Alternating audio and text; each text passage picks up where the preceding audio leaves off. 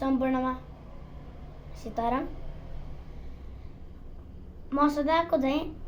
आज पनि तपाईँहरूलाई आज भानुभक्त रामायणको तपाईँहरूको अगाडि भानुभक्त रामायणको दस्तक लिएर उपस्थित भइसकेको छु र अब हामी सुरु गर्छौँ। सुग्रीवका प्रिय छौ आवाज्य भगवान रामचन्द्र जी का पनि साँचो भन्छु म यस कुरा हजुरमा यस्तो छ कारण भनी भूभार धर्न भनेर राम अवतार आदि पुरुषको भयो कसले सक्छ सीताजी हर्न नहीं ता इच्छा प्रभुकै छयो मानिसको अवतार भयो प्रभुजीको सेवक त वानर भए गर्छौ सेवन भक्तिले प्रभुजीको केवल हुकुममा रहे जानेछौ पछि धाममा पनि सँगै यो जान मनले यहाँ क्या गर्छौ मनमा को तर्क हरिको रिस छैन कसैमा यस्ता बात हनुमानका सुनि बुझ्या अंगद र खुसी भया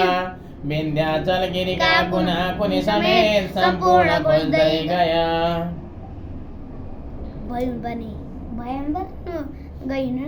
पहुँच्या छार समुद्र का तीर महापर्वतीयो एक जहाँ त्यसको नाम महेन्द्र हो नजिकमा देखिन्छ सागर जहाँ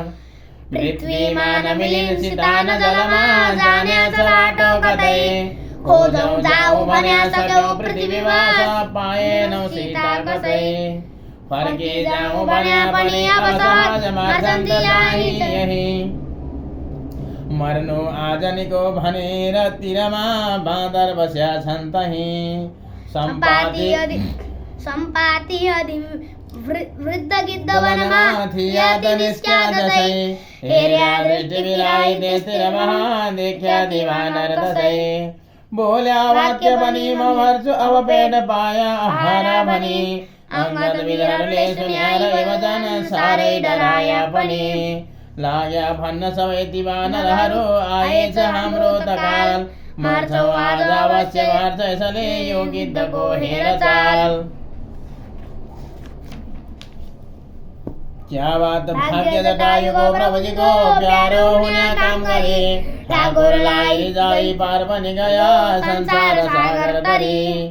बेर्दै हामी त गिद्धका मुख विजय सब गर्न आट्यौं यहाँ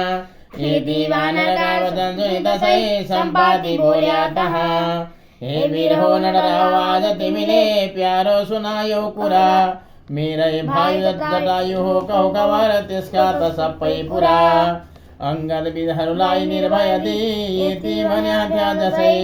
सबरे ताण्ड बताई अंगदजीले विस्तार सुनाया दसै सम्पाति तही भन्दछन् मकन लौ लैजाऊ सागर महा दिन्छु आज जटायुलाई जलदान चाँडो मैले तहाँ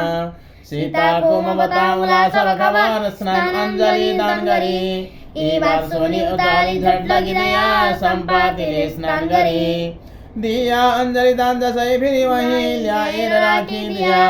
सम्पाति खुसी भई सबै कहिदिया आपत्ति देख्दै थिया हे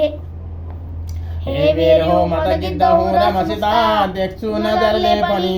यही छन् यही भेष यतिसँग छन् यस्तो छ साला भनी भन्छु सब तिमीलाई 400 को जो कुद्न सक्छौ यहाँ सोलङ्का पनि पुग्दछौ यति कुद्या पहुँचिन्छ लङ्का जहाँ